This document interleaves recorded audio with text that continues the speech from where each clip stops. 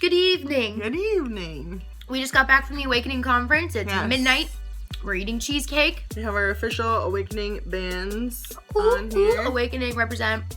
You will notice our faces are shiny because we sweat all night when we did crazy dance parties. Yeah. It was insane. Yeah.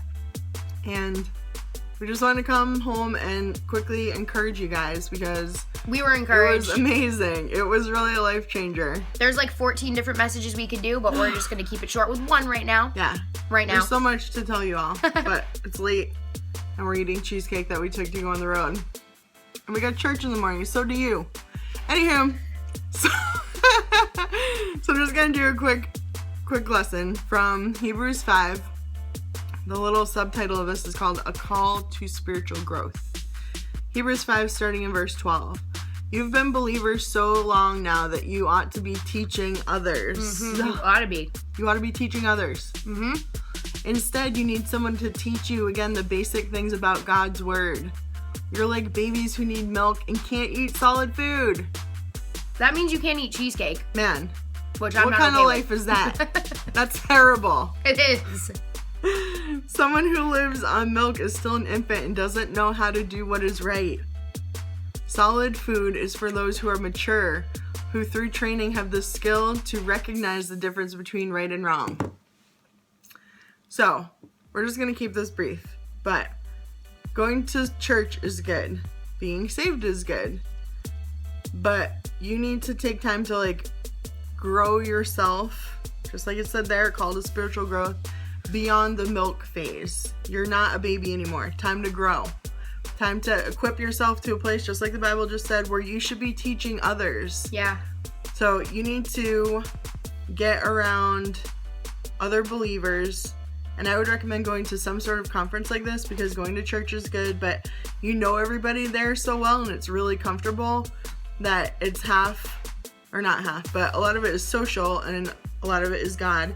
But going to a place where you don't know anybody and you're in a strange town. And you're hungry for God. Yeah. That's why you're going. It's such a concentrated experience where it's just you and God. It's amazing. And if we're talking about the whole food thing, if for those of you who aren't getting, they're milk, what? I drink other things. I like soda. No. we're talking in Babies a biblical. don't have soda. If you're giving your baby soda. Rabbit trails. I'm so tired. It was so worth it. Okay, listen, Lindas. So you can't just if we're talking about babies, it's a good thing that we don't say babies our whole life. In our physical life, you can't be a baby forever. I know some of you wish you could, get carried around that little cute pouch and, whatever. You and your baby pouches. I do love the baby pouches. Anyways. Can you imagine if there was one adult taking care of 500 babies in pouches? Listen. That is what is going on here. It's Octomom. Where are the other adults? You need okay.